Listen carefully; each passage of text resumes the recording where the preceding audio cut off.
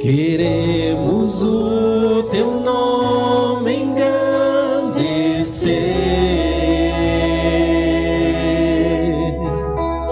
e agradecer-te por tua obra em nossas vidas.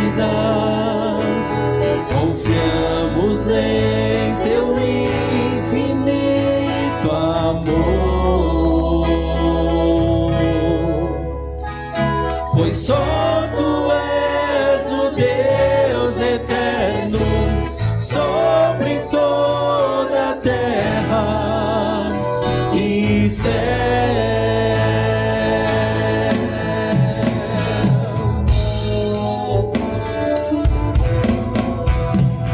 Queremos o teu nome engrandecer e agradecer-te por tua obra em nossas vidas. Confiamos em teu infinito amor, pois só tu és o Deus eterno sobre toda a terra e céu.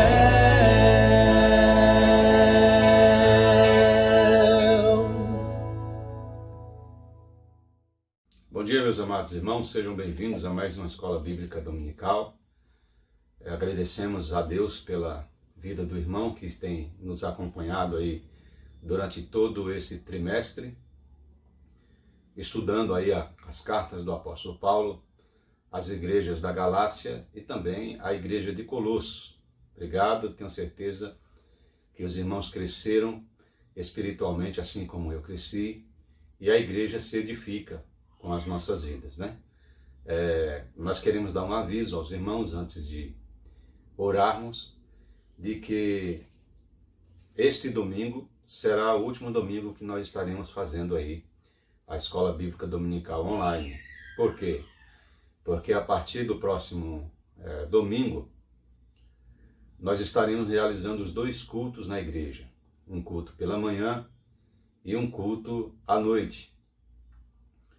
Como nós já havíamos avisado aos irmãos no vídeo institucional, a igreja só pode se reunir presencialmente com uma capacidade de 30 pessoas, porque a sua capacidade real é de 156. Então, para que a igreja esteja incluída dentro do protocolo da prefeitura, só pode haver 30 pessoas no auditório, tá bom? Então nós faremos um culto de manhã, um culto à noite, para podermos atender aí o máximo de irmãos possível, o máximo da membresia possível aos retornos dos cultos presenciais.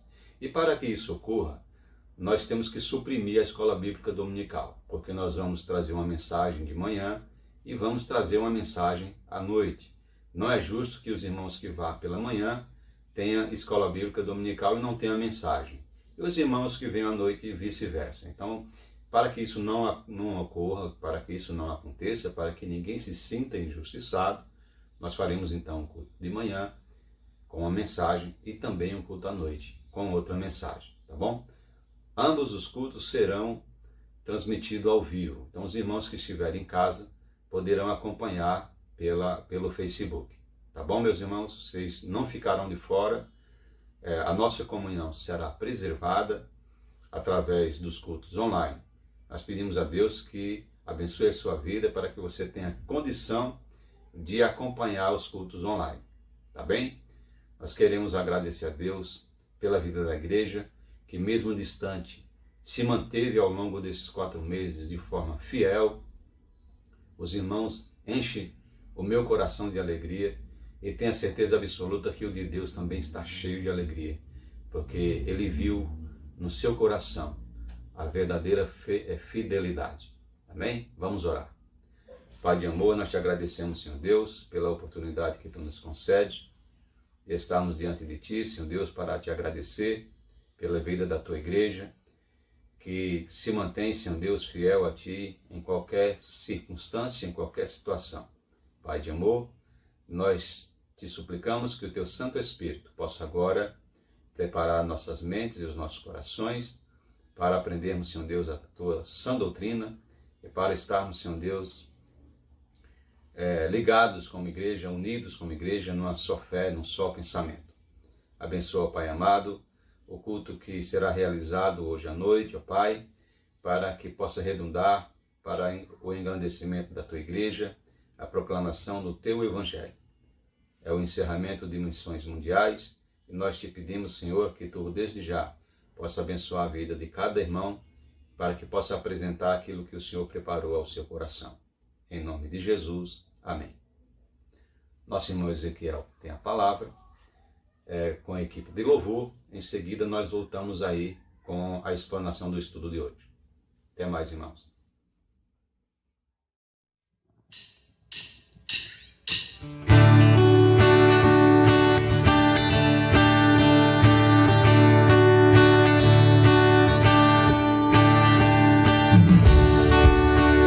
Louve ao Senhor conosco. Convide a sua família. Vamos agora adorar ao Senhor com essa canção. Aí onde você está, levante-se, saia do seu lugar, levante do sofá e vamos cantar. Vamos lá. Vem, esta é a hora da adoração. Vem, dar a Ele teu coração. Vem, assim como estás para adorar. Vem, assim como estás diante do Pai. Vem. Toda língua confessará ao Senhor, todo joelho se dobrará, mas aquele que há de escolher um tesouro maior terá.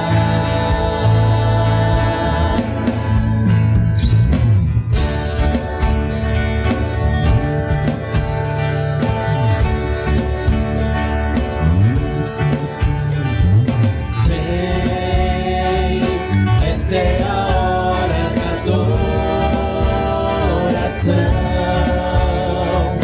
Vem, dar a Ele teu coração. Vem, assim como estás para adorar. Vem, assim como estás diante do Pai. Vem. Toda língua cante, toda língua confessará ao Senhor, todo joelho se dobrará, mas aquele que há de escolher o tesouro maior terá. Toda língua confessará ao Senhor, todo joelho se dobrará, mas aquele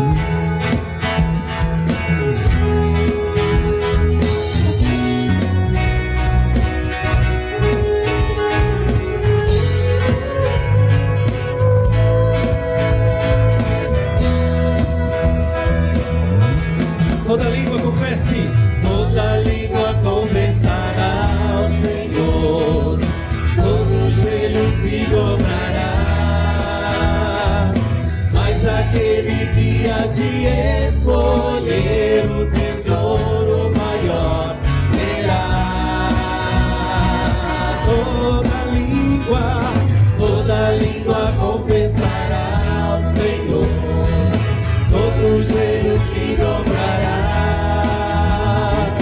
Mas aquele que há de escolher o tesouro maior terá. Vem, assim como estás,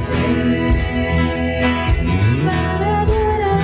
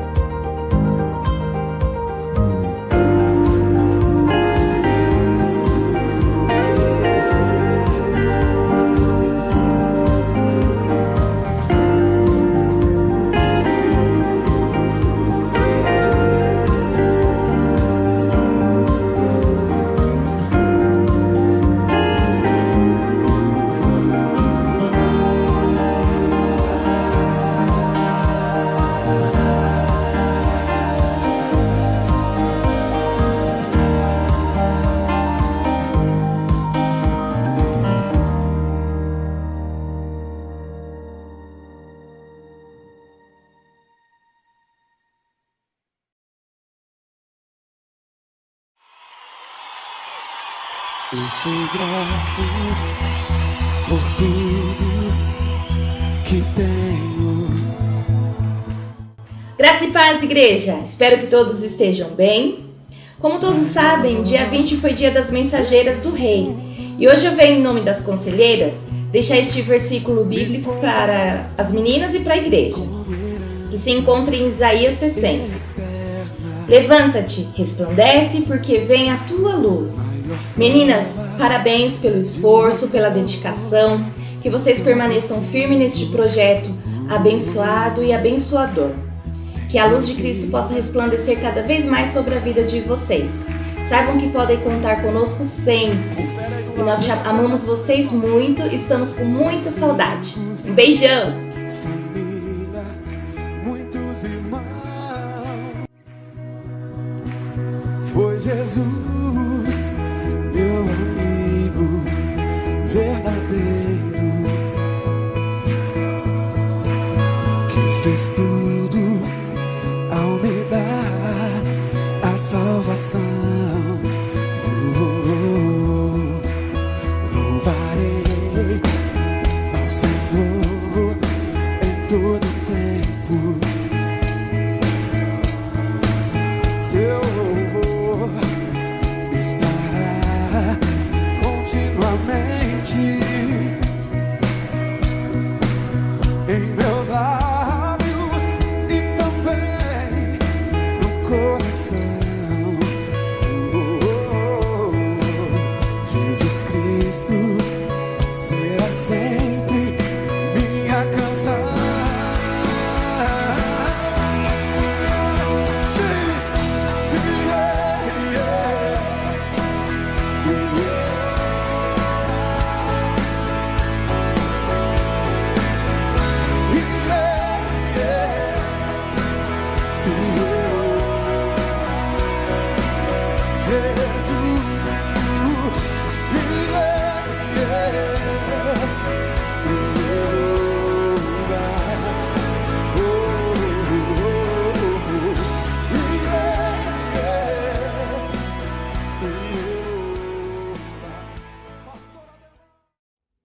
Ok, meus irmãos, nós estamos de volta.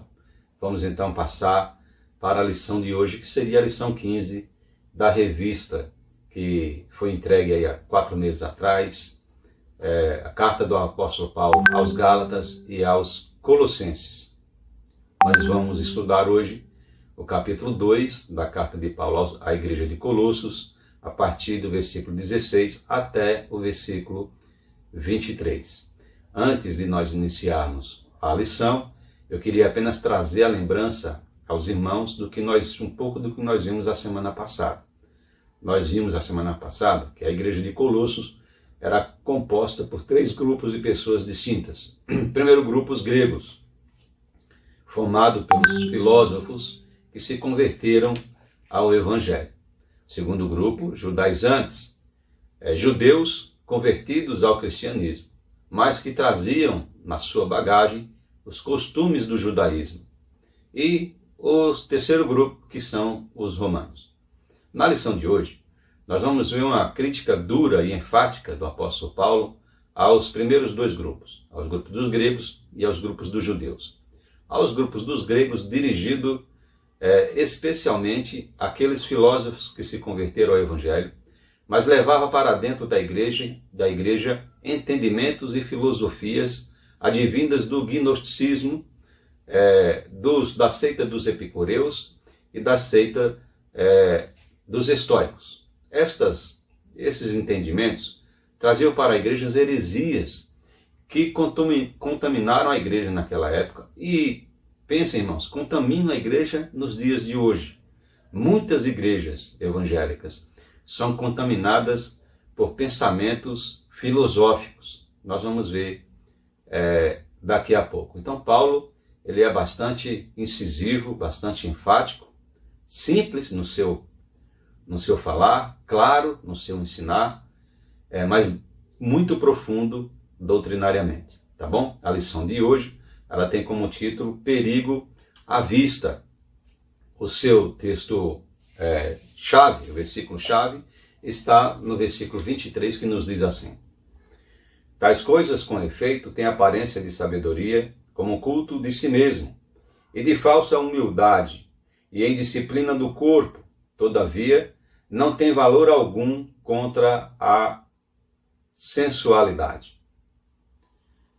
Esse é o versículo-chave. E o objetivo, como nós falamos costumeiramente, são 3 que nos diz assim: entender o que significa algumas tendências e práticas religiosas que assolam as pessoas desde a antiguidade.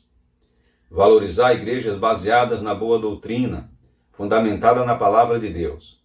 Não se deixar levar por sistemas religiosos humanos que propõem novos e diferentes deuses. Esse é o objetivo. Nós temos que entender, dentro do contexto da carta aos Colossenses, o que estava acontecendo ali dentro da igreja, com a infiltração de filosofias, com a infiltração de entendimentos judaicos baseados apenas e tão somente em costumes e em leis, e também entender que a igreja de Cristo, ela precisa ser valorizada pelo combate às heresias, precisa ser valorizada pela manutenção da sã doutrina e estarmos prontos para viver num mundo onde nós tenhamos condição absoluta e suficiente de podermos combater as heresias. O autor da revista, ele traz uma introdução que diz assim: no texto básico desta lição, o apóstolo Paulo continua a advertir os crentes de Colossos quanto ao perigo de serem iludidos por falsas doutrinas. No afã de progredirem na vida espiritual, o que em si mesmo é saudável, aqueles irmãos poderiam entrar por um caminho arriscado. Por que eles poderiam entrar por um caminho arriscado? Porque eles tinham a intenção, e aqui eu quero dizer aos irmãos que tanto os judaizantes quanto os gregos, eles não tinham o objetivo, princípio ou doloso de dividirem a igreja com falsas doutrinas. A grande questão é que eles traziam dentro dos costumes deles práticas que eles aprenderam desde a sua infância. Eu disse aos irmãos, a semana passada, que os estoicos e os epicureus foram escolas filosóficas que nasceram 300 anos antes de Cristo. Portanto, eles tinham um costume que seguiam e trouxeram isso para dentro da igreja quando se converteram. Os judeus tinham costumes que aprenderam 1556 anos antes de Jesus nascer e que fazia parte de sua vida. Então, deixar isso de lado era extremamente difícil.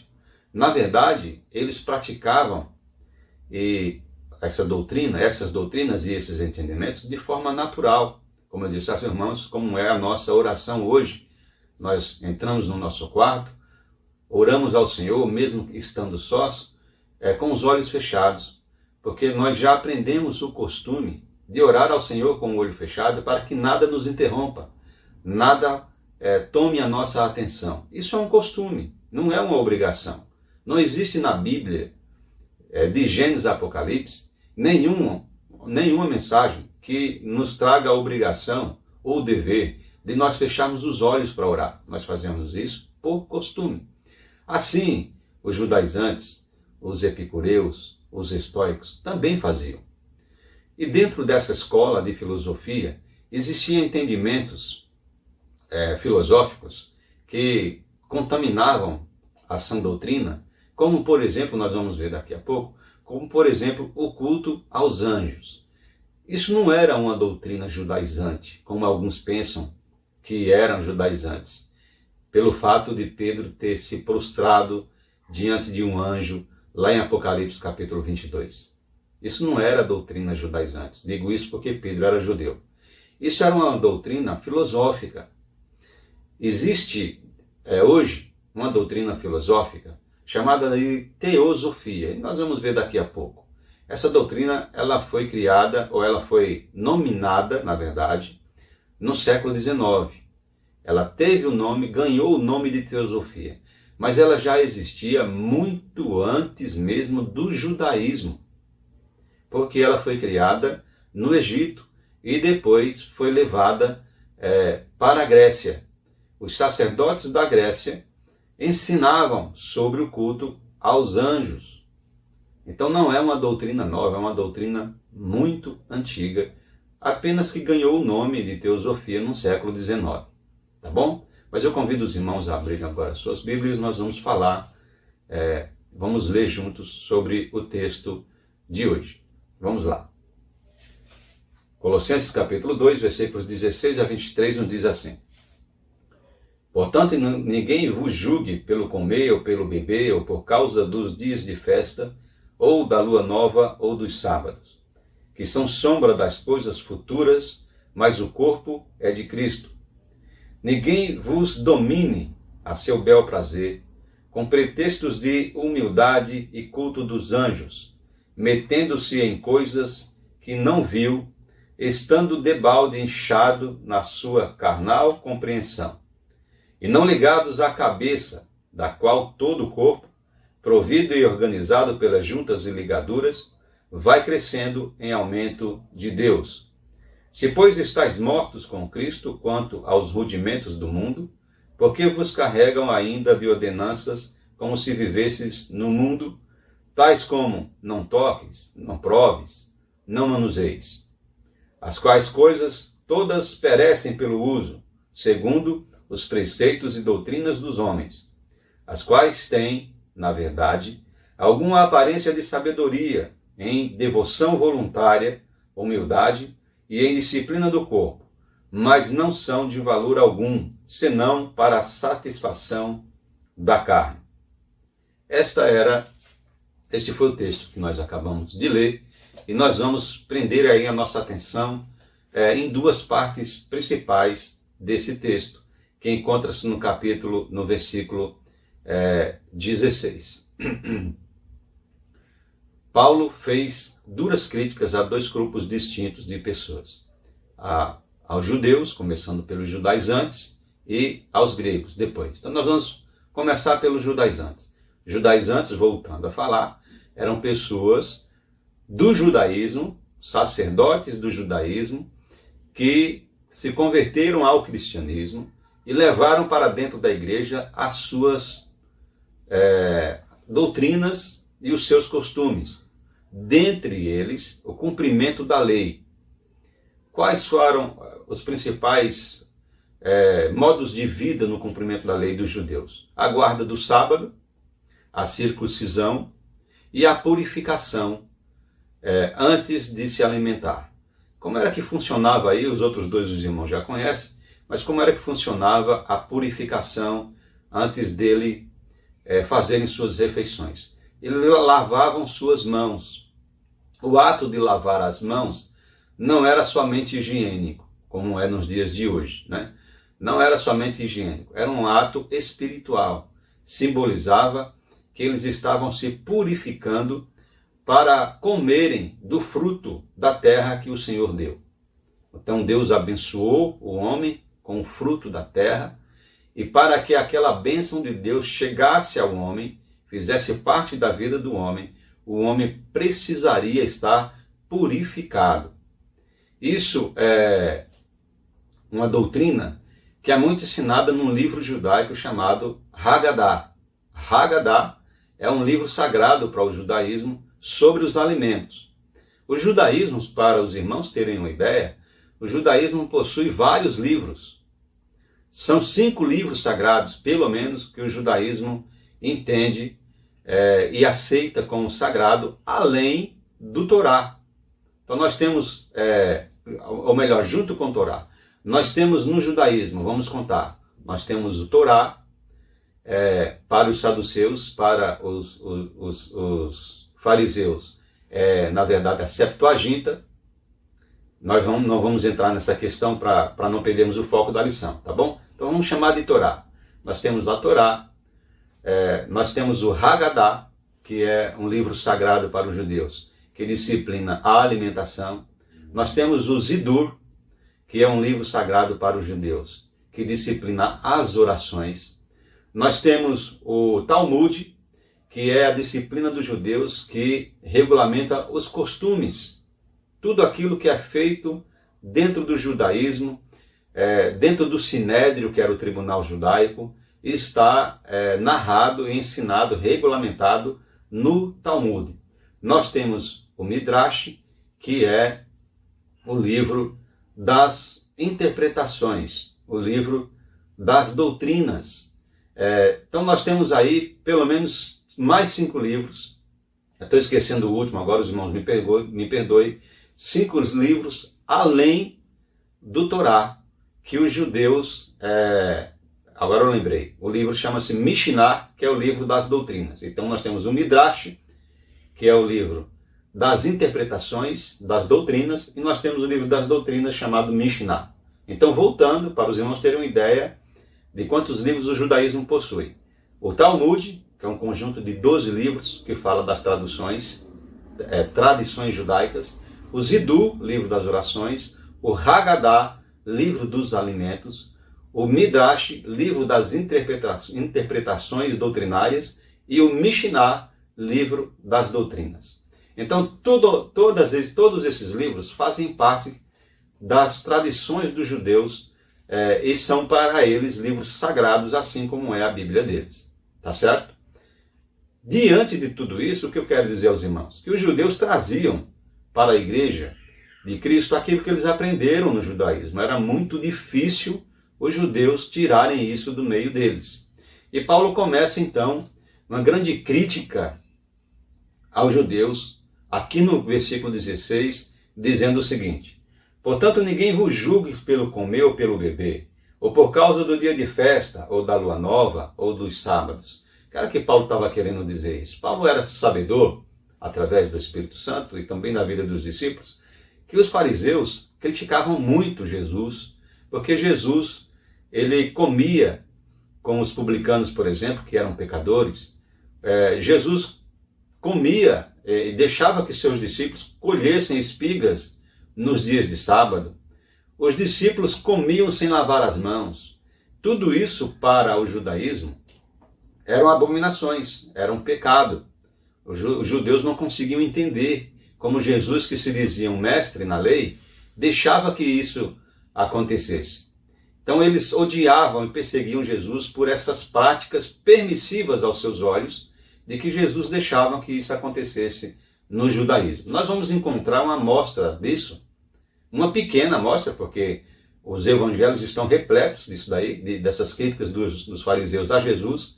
Nós vamos encontrar uma pequena amostra disso no capítulo 12 de Mateus, a partir do versículo 1, que diz assim: naquele tempo passou Jesus pelas searas em um sábado, e os seus discípulos, tendo fome, começaram a colher espigas e a comer.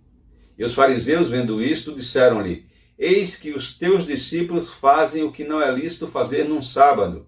Ele, porém, Jesus disse-lhe: não tendes lido o que Davi fez quando teve fome, e ele e os que com ele estavam? Como entrou na casa de Deus e comeu os pães da proposição, que não lhe era lícito comer, nem aos que com eles estavam, mas só aos sacerdotes? Ou não tendes lido na lei que aos sábados os sacerdotes no templo violam o sábado e ficam sem culpa? Pois eu vos digo que está aqui quem é maior do que o templo. Mas se vós soubesseis o que significa misericórdia quero e não sacrifício, não condenarias os inocentes, porque o Filho do Homem até do sábado é Senhor. Essas palavras de Jesus deixou os fariseus aterrorizados, irados contra Jesus, porque aquilo não se admitia dentro do judaísmo. Não se poderia violar o sábado. Não se poderia fazer atividade nenhuma no sábado. Não se poderia comer alimentos que não fossem regulamentados pelo Haggadah. Não poderia se comer alimentos sem lavar as mãos. Então Jesus faz essa crítica, trazendo a lembrança aos fariseus de uma atitude de Davi, que entrou no templo juntamente com os seus amigos soldados e comeram os pães da proposição. Os pães da proposição, os irmãos sabem que eram 12 pães colocados na mesa da proposição, que simbolizavam as 12 tribos de Israel. Esses pães, eles deveriam ser trocados todo sábado pelo sacerdote. E aí Jesus traz a lembrança de que o sacerdote, embora sendo homem, ele era absolvido da culpa por trabalhar no sábado. Por que trabalhar no sábado? Porque ele precisava entrar dentro do templo e trocar os pães da proposição, acender o incensário de incenso, no altar de incenso, que nós já aprendemos no estudo de quarta-feira. Ele precisava ligar as lâmpadas, acender as lâmpadas dos castiçais para poder ficar iluminado. E ele fazia isso de manhã à tarde, de manhã e à tarde, segundo nós estamos aprendendo aí no livro de Êxodo. A menorá precisava ser acesa todos os dias junto com o incensário e os pães da proposição trocados uma vez por semana. Então somente os sacerdotes podiam fazer isso, mas os sacerdotes eram absolvidos por esse trabalho no dia de sábado. E Jesus faz essa crítica, essa dura crítica aos fariseus, e Paulo usa dessa crítica de Jesus para ensinar na igreja de Colossos que os judaizantes não podem usar de tradições, não pode se utilizar das tradições que eles aprenderam para levar obrigações dentro da igreja de Colossos, porque o sábado não tem valor mais, a lei já não tem mais valor, então o sábado não tem valor, a purificação antes de almoçar, no sentido espiritual, já não tem mais valor, nada tem valor para o cristianismo que não seja adorar ao Senhor em espírito e em verdade. E no versículo 17, caminhando por esse texto que nós estamos estudando, Paulo traz a alusão a uma grande doutrina que nós estamos estudando nas quartas-feiras, que se chama a tipologia. Os irmãos lembram que a tipologia são fatos que se ligam no passado, no presente e no futuro. A tipologia é um método de interpretação. Mas a tipologia ela é um nome dado a uma doutrina, também agora no século XIX, mas que sempre existiu, desde a época do Antigo Testamento. Essa doutrina chamava-se o nome de sombras, ou tipo das coisas que aconteceram. A tipologia aponta sempre do Antigo Testamento, aponta sempre para algo do Novo Testamento. Então o versículo 17 diz assim: os costumes que os judeus tinham, como guardar o sábado, a purificação, comer certos alimentos, Paulo diz que são sombras das coisas futuras, mas o corpo é de Cristo. Então essa sombra das coisas futuras são tipologias do Antigo Testamento que apontava para o Novo Testamento. Eu coloquei aí a figura do tabernáculo para os irmãos lembrarem que nós estamos estudando na quarta-feira as profecias baseadas, tendo como método de interpretação a tipologia. E Paulo está falando aí da tipologia quando ele diz são sombra das coisas futuras. O tabernáculo, nós estamos vendo nas quartas-feiras, que ele faz sombra das coisas futuras e aponta diretamente para Jesus Cristo. Para Jesus, para a sua crucificação, para a cruz. Tudo isso nós estamos aprendendo aí durante as quartas-feiras e não vamos trazer aqui para não tomarmos o nosso tempo, tá bom? Então veja que importante. Paulo faz essa dura crítica aos judeus e traz a nossa lembrança a tipologia como método de interpretação e também os costumes dos judaizantes baseados na lei. E quando Paulo fala da tipologia, Paulo ensina que a lei ela era usada como uma tipologia. Quando ele diz isso, quando o autor de Hebreus diz isso, no capítulo 10, versículo 1 de Hebreus, que diz assim: porque tendo a lei a sombra dos bens futuros, e não a imagem exata das coisas, nunca pelos mesmos sacrifícios que continuamente se oferecem cada ano, pode aperfeiçoar os que a eles se chegam. Aqui o autor do livro de Hebreus, que eu costumo dizer que é o apóstolo Paulo, estava falando da tipologia. A tipologia como método de interpretação das coisas que eram feitas lá no passado, mas que apontavam para o futuro. Então, quando nós falamos, por exemplo, dessa última quarta-feira, nós falamos sobre o altar do holocausto, que apontava diretamente para a cruz de Cristo, porque lá no altar do holocausto eram oferecidos os animais e o seu sangue aspergido nos chifres do altar do holocausto. O altar do holocausto apontava diretamente para a cruz de Cristo, onde também foi aspergido o sangue do Senhor Jesus.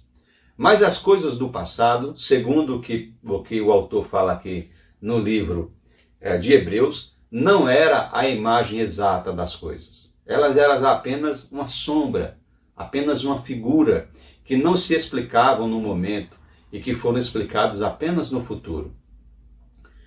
Que futuro era este? O futuro da vinda do Senhor Jesus. Tudo se cumpriu em Jesus Cristo. E nós encontramos isso de uma maneira muito simples também no livro de Hebreus, no capítulo 1, versículo 1 e 2, que nos diz assim: havendo Deus antigamente falado muitas vezes e de muitas maneiras aos pais, pelos profetas, a nós falou-nos nestes últimos dias pelo Filho, ou seja, por Jesus, a quem constituiu herdeiro de tudo, porque fez também o mundo, o qual, sendo o resplendor da sua glória e a expressa imagem da sua pessoa, ou seja, ele é o resplendor da glória de Deus e a imagem expressa de Deus, e sustentando todas as coisas pela palavra do seu poder, havendo feito por si mesmo a purificação dos nossos pecados, assentou-se à destra ou à direita da majestade nas alturas. Então, o autor de Hebreus está dizendo que a imagem de Deus expressa se cumpriu na figura de Jesus Cristo. Todas as figuras do passado se cumpriram em Jesus. É isso que Paulo ensina no versículo 17 do capítulo 2 de Colossenses. Ok? Então Paulo faz essas duras críticas aos judaizantes, para eles entenderem que nada daqueles costumes no cristianismo tinha mais valor, porque a lei não salva. Lembra o que aqui Paulo fala para Efésios? Porque a salvação é pela graça. Isso não vem de vós, é dom de Deus. Não vem pelas obras, ou seja, não vem pela guarda da lei, não vem pelo cumprimento de leis, para que ninguém se glorie. Efésios capítulo 2, versículo 8 e 9. Vamos passar então para a segunda crítica de Paulo, agora para os gregos, para os filósofos, que eram chamados de místicos. Nós encontramos então essa crítica de Paulo no versículo 18, do capítulo 2 de Colossenses, que diz assim: ninguém vos domine a seu bel prazer, com pretexto de humildade e culto de anjos, metendo-se em coisas que não viu, estando debalde inchado na sua carnal compreensão.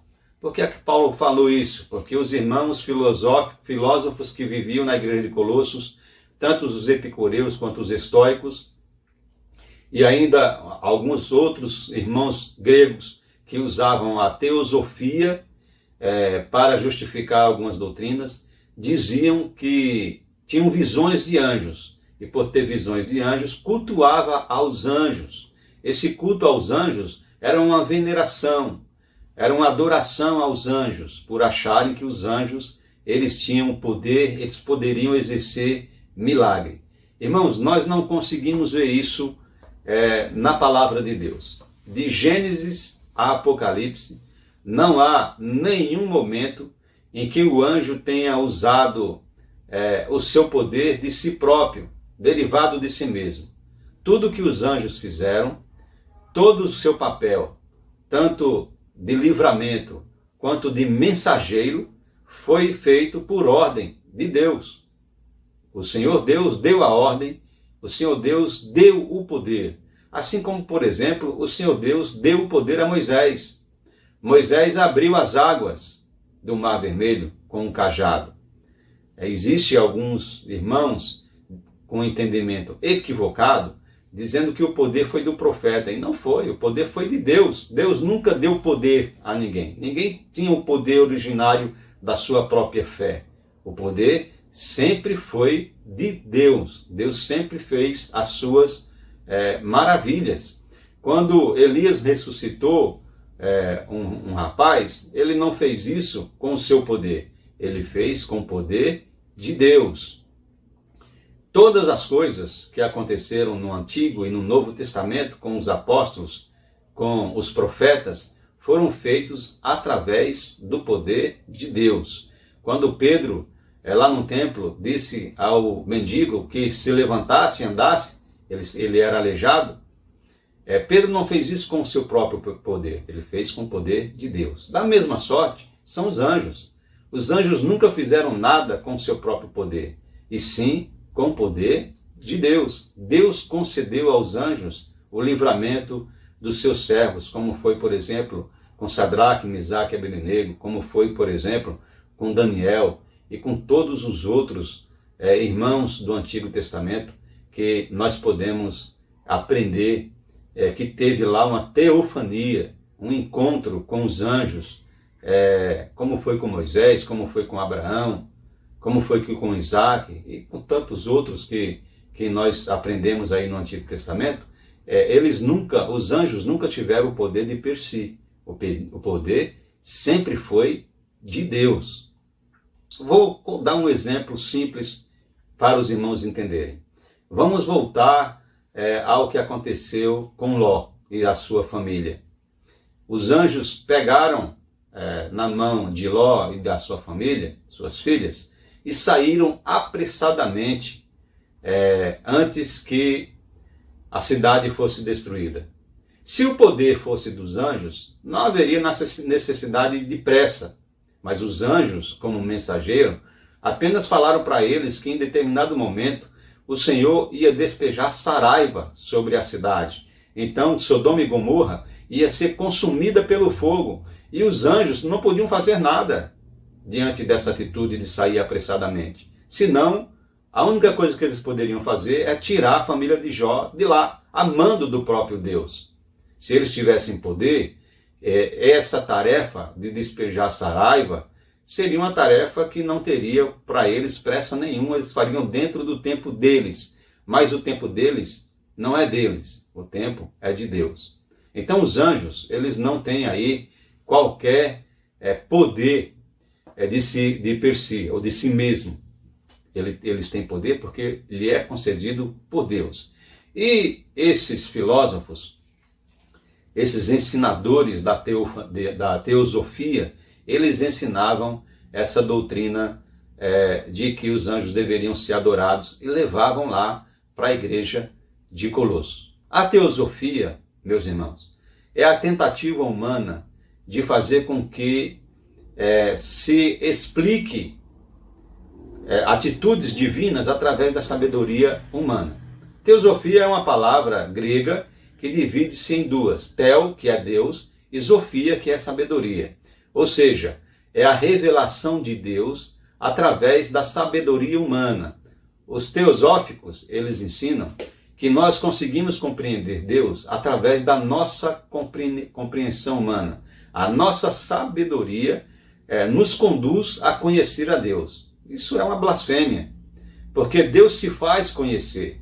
Deus se revela voluntariamente e através dos seus propósitos ao homem. Se Deus não se revelasse, nós não conheceríamos Deus jamais, de maneira nenhuma. Mas como Deus se revela através do seu poder, através da sua palavra, através das suas obras, e como disse a carta aos Hebreus no capítulo 1, através do seu Filho, Deus se revela ao mundo, então nós conhecemos Deus. Não é pela sabedoria humana.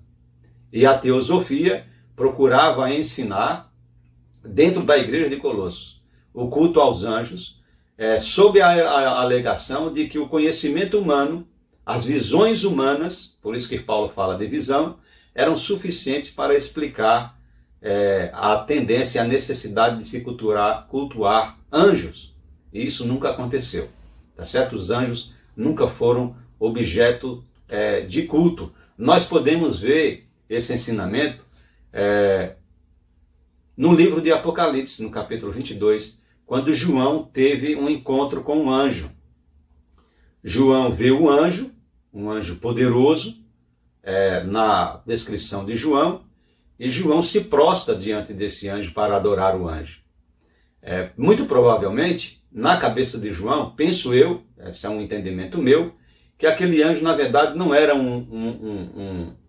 não era um anjo serafim, não era um anjo querubim. Tratava-se do próprio Deus, do próprio Jesus. Por isso que João se prostrou. João não se prostrou porque ele era contaminado pela teosofia. Tá certo? Mas apenas para explicar Apenas para combater a doutrina teosófica, nós queremos mostrar aos irmãos que os anjos não são objetos de adoração. Lá em Apocalipse capítulo 22, versículo 8, diz assim: E eu, João, sou aquele que vi e ouvi estas coisas.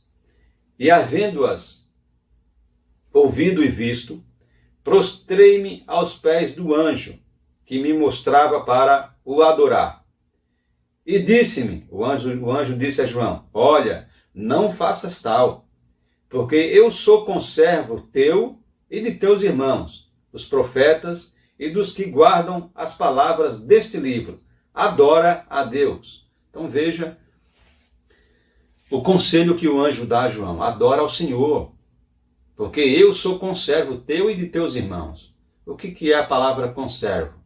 Conservo é uma palavra que diz que o anjo, que se refere que o anjo, ele é servo de Deus, assim como eu sou servo de Deus, assim como o irmão é servo de Deus.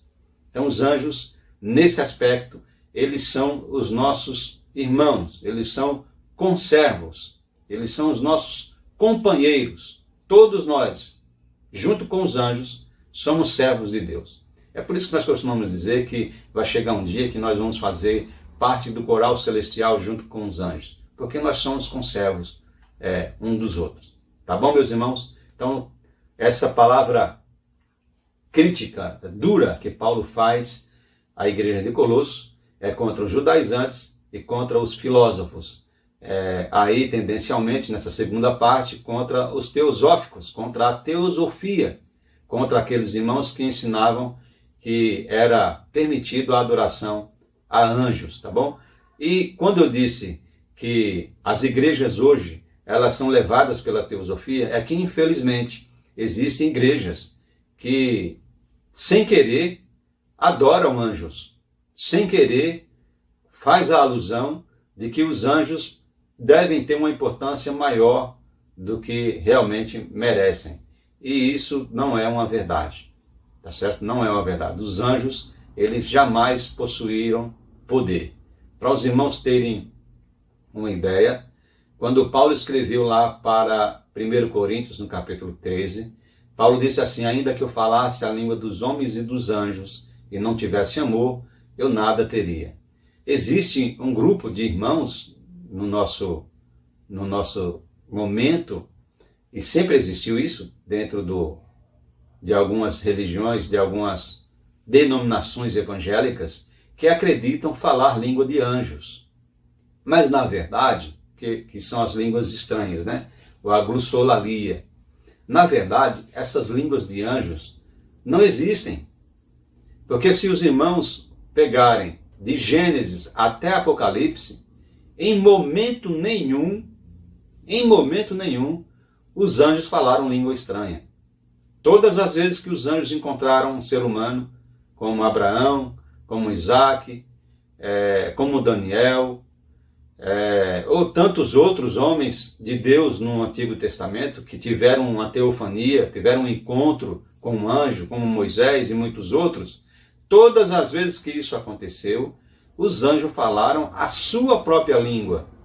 Os anjos se referiram a eles com a língua deles, com a língua dos judeus, como aconteceu agora com João em Apocalipse.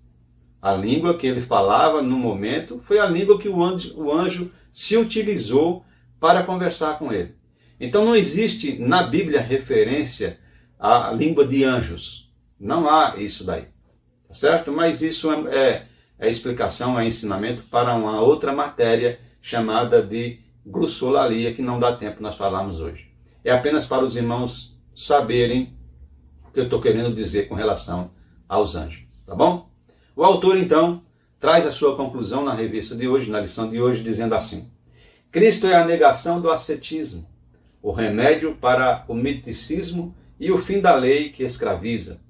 O sacrifício realizado no Calvário é eficaz para a nossa salvação, e qualquer objeto ou ação que queiramos acrescentar é o mesmo que contestar o poder da cruz. Então, Cristo é a negação, é o fim das explicações do ascetismo, do misticismo, da filosofia, do judaísmo com relação às leis. Nada disso tem importância diante do poder da cruz. E antes que os irmãos fiquem com uma grande interrogação na cabeça, essa conclusão, quando ela fala de ascetismo, ela fala também de uma doutrina grega, filosófica, portanto, né, de uma doutrina filosófica que ensina que o cuidar da vida é um tipo de doutrina que o homem precisa ter para se alcançar a sabedoria e a vida eterna, tá bom? Isso vai contradizer várias coisas dentro do cristianismo, inclusive a salvação pela graça, tá bom? Eu quero terminar deixando para os irmãos uma palavra do Senhor Jesus, descrita lá no Evangelho de João, no capítulo 17, versículo 3, que diz assim: e a vida eterna é esta, que te conheçam a ti, por único Deus verdadeiro, e a Jesus Cristo, a quem enviaste. Só existe uma maneira de alcançar a vida eterna, uma forma, não existe outra. É o conhecimento de Jesus Cristo, é o conhecimento de Deus. Sem o conhecimento deles, nós não alcançaremos a vida eterna. Mas preste atenção, o conhecimento que eu tenho e que o irmão pode ter, ele é derivado diretamente da revelação de Deus. Se Deus não quisesse se revelar, nós jamais entenderíamos Deus. Nós entendemos Deus porque Deus quer se revelar a você. Deus quer se fazer conhecido através da sua palavra e através de Jesus Cristo. Amém, meus irmãos? Fiquemos com essa palavra, com esta pequena palavra. Deus abençoe a sua vida. O irmão possa ter aprendido um pouco com essas duas doutrinas importantíssimas trazidas aqui nesse capítulo 2 de Colossenses. Certamente nós iremos terminar o capítulo 3 e o capítulo 4, mas isso vai levar um pouquinho de tempo, tá bom? Vamos chamar o nosso irmão Ezequiel para trazer um louvor e em seguida nós encerramos a nossa EBD de hoje. Vamos orar. Pai de amor, muito obrigado, Jesus, pela compreensão da Tua palavra, por esse simples ensinamento, que Tu possas abençoar, Senhor Deus, a nossa vida e nos fazer crescer diante de Ti, para a honra e glória do Teu santo nome. Em nome do Senhor Jesus. Amém. Um beijo no coração dos irmãos e até à noite nós traremos aí um missionário que trará um testemunho sobre missões mundiais e encerraremos então a campanha de missões. Amém? Deus abençoe o coração dos irmãos.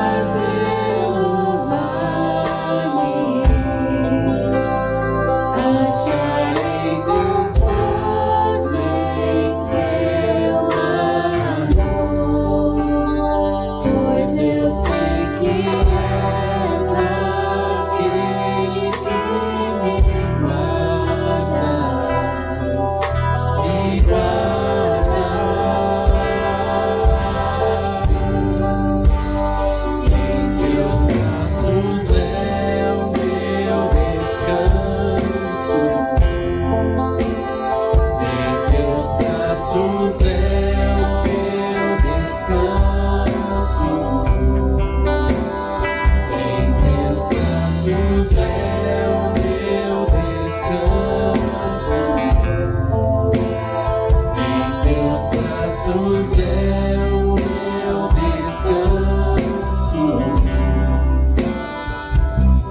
Seguro.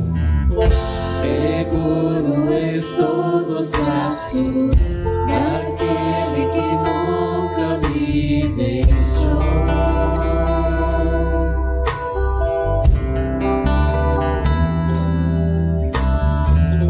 Seu amor perfeito sempre esteve repousando em mim. Preste atenção agora nisso. Se eu passar pelo vale, acharei conforto em teu amor, pois eu sei que és aquele que me guarda.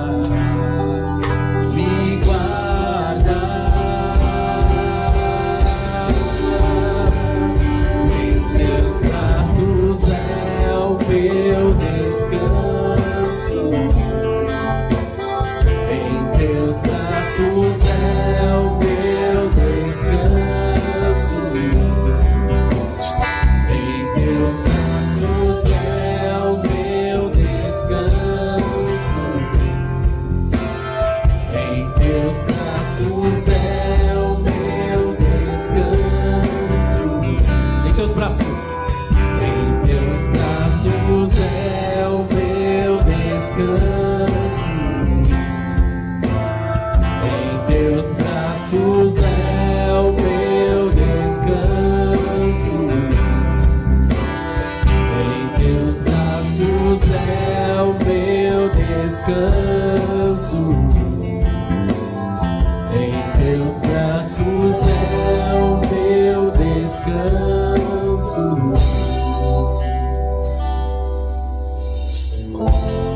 Caio em tua graça,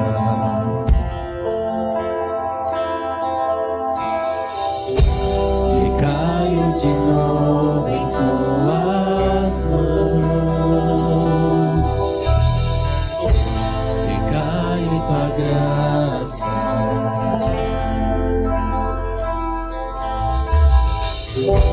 e caio de novo em tuas mãos. Recaio.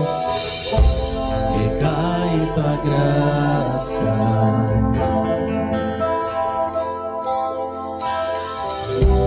recaio de novo em tuas mãos, recaio em tua graça,